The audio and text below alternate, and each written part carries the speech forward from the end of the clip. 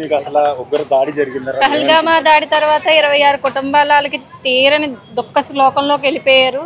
నిన్న ప్రధాని మోడీ తీసుకున్న నిర్ణయం వల్ల సింధూరా మిషన్ ఆపరేషన్ సింధూరా ద్వారా వాళ్ళకి కనీసం కొంచెమైనా విముక్తి కలిగింది. వాళ్ళ ఫ్యామిలీస్కి కొంచెం వాళ్ళ ఆత్మశాంతికి కలిగింది. నెక్స్ట్ ఏమో వాళ్ళ ఫ్యామిలీలకి మా కోసం ప్రభుత్వమే కాదు మొత్తం ప్రపంచం ఉంది అనేసి ఒక ధైర్యాన్ని అయితే మనం ఇవ్వగలిగాము. ఆపరేషన్ సింధూరా అన్నది ప్రధాని మోడీ గారికి నిజంగా ధన్యవాదాలు. మనం ఎంతవరకు పోరాడగలమో అంతవరకు పోరాడగలుగుతాం. మనందు తర్వాత మేమైతే మట్టుకు ఎప్పుడు కూడా ప్రభుత్వానికి ఎప్పుడు సపోర్ట్గా ఉంటాం. పాకిస్తాన్కి బుద్ధి రావాలంటే ఏం చేయాలి?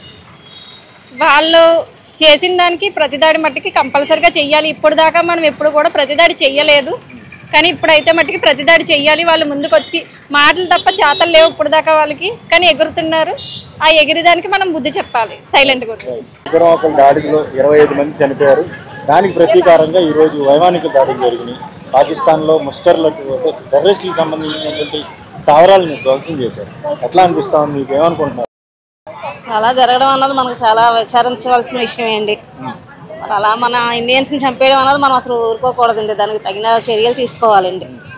అందుకని ఇది మనకి బాధాకరమైన విషయమే కదండి. ఏదో వాళ్ళు అక్కడికి వెళ్ళినందుకు గాను మన మీద ఏదో పగ తీర్చుకున్నట్టుగా తీర్చుకోవడం అన్నది అది కష్టం అండి. సాధారణ పౌరులు అంటే 26 మంది చనిపోయారు. దాంట్లో అందరూ కూడా మగవాళ్ళనే చంపేశారు. భర్తలు కోల్పోయిన భార్యలు ఉన్నారు. ఎలా చూస్తారు దాన్ని? ఈరోజు వైమానిక దాడులు జరగడం ఎలా అనిపిస్తుంది ఓవరాల్గా? అది అయితే మట్టుకి చాలా బాధాకరంగా ఉందండి. సో పాకిస్తాన్కి ఇంకా అలా విడిచిపెడుతూ ఉంటే ఇంకా ప్రతిసారి ఇదే రిపీట్ అవుతుంది. సో అలా రిపీట్ అవ్వకుండా మన భారతదేశం అంతా తిరగబడాలి. ఫస్ట్ తిరగబడి వాళ్ళని అంతం చేయాలి. ప్రతిసారి ఇదే రిపీట్ అవుతుంటే జనాభా చాలామంది నష్టపోతున్నారు. పహల్గాంలో ఉగ్రదాడి జరిగిన తర్వాత మీకు ఏమనిపించింది? ఈరోజు ఉదయం నుంచి చూస్తూ ఉన్నారు పాకిస్తాన్లో ఉగ్రవాదుల స్థావరాలని మన భారత వైమానిక దాడులు చేసి ధ్వంసం చేశారు అంటారు. ఏమనిపిస్తూ ఉంది? ఎలా అనిపిస్తూ ఉంది? మనకి కూడా కోపంగానే ఉంది కదండి. మనకి చాలా బాధగా ఉంది. మనం కూడా వాళ్ళకి ఎదుర్కోవాలని అనిపిస్తుందండి. మనం కూడా వాటికి వాళ్ళు ఏది చేసినా మనం కూడా ధైర్యంగా ఎదుర్కోవాలి. ముందు మన మేడం గారు వాళ్ళు చెప్పినట్టు ప్యానిక్ అవ్వకూడదు, ధైర్యంగా ఉండాలి. ప్రొటెక్ట్ మనం చేసుకుని ఎదుటోళ్ళని కూడా ప్రొటెక్ట్ చేసుకునేలాగా ఉండాలి. ఇవన్నీ ఎదుర్కోవడానికి మనం కూడా సిద్ధంగా ఉండాలి. అంటే కేవలం పురుషులను చంపేశారు. ఇప్పుడు 26 మంది మహిళలు అంటే మన దేశం వాళ్ళు 25 మంది భర్తలను కోల్పోయారు. ఏమనిపిస్తా ఉంది? ఎలా ఉగ్రవాదుల్ని ఏం చేస్తే దీని నుంచి మనం రక్షించుకోవచ్చు అంట? వాళ్ళని నాశనం చేయాలి. ముందు ఉగ్రవాదం అనేది ఉండకూడదు. అసలు నాకు తెలిసిండి అది చాలా దారుణం, ఉండకూడదు. అది నాశనం చేయాలి ముందు. అది నా ఒపీనియన్ అంతా. పాకిస్తాన్ దేశం ఉగ్రవాదుల్ని తయారు చేసి పెంచి పోషిస్తుంది అది. ఎందుకంటే వాళ్ళ నైజం అది అంతాని.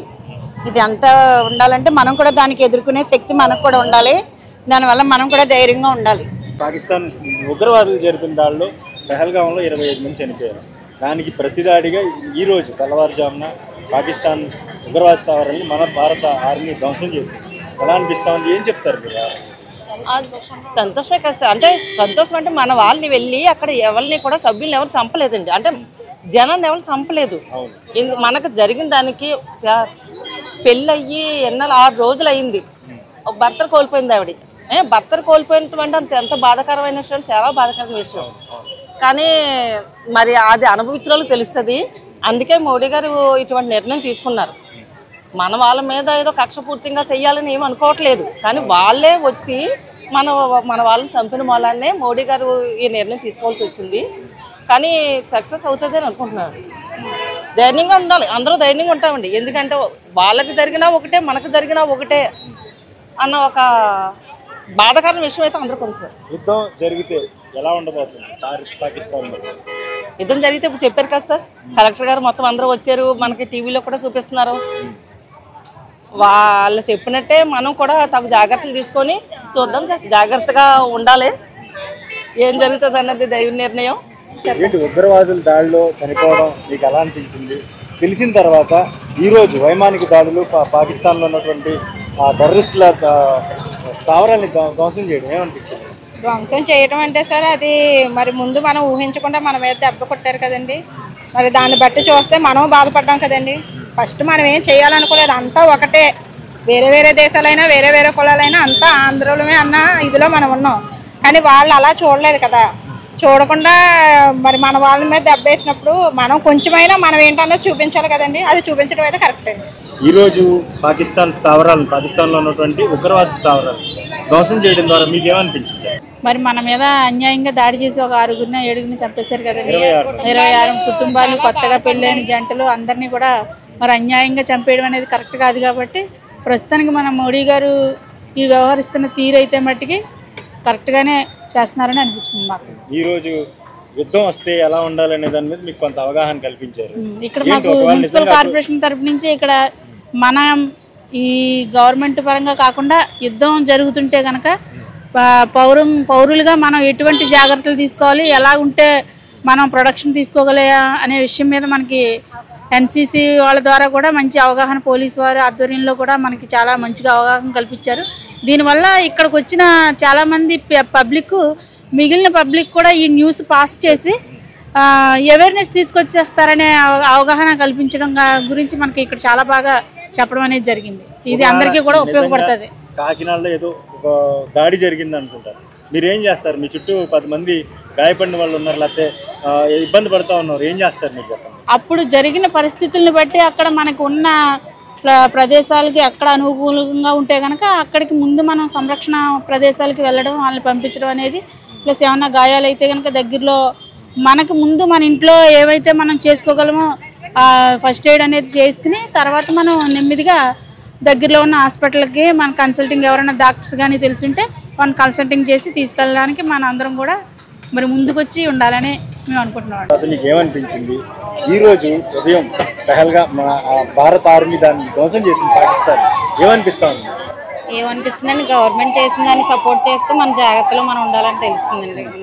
పహల్గాంలో దాడి తర్వాత ఏమనిపించింది? కొంచెం బాధగా అనిపించిందండి. మన వాళ్ళే కదా ఎంతైనా, అంటే మన వాళ్ళని కాదు ఎవరైనా సరే అలా అయితే కొంచెం బాధే కదా, అంతే. ఈరోజు పాకిస్తాన్ మీద ఎటువంటి చర్యలు తీసుకుంటే బాగుంటుంది, మనం ఎలా రక్షించుకోవాలనే దాన్ని మీకు అవగాహన ఏం కలిగింది?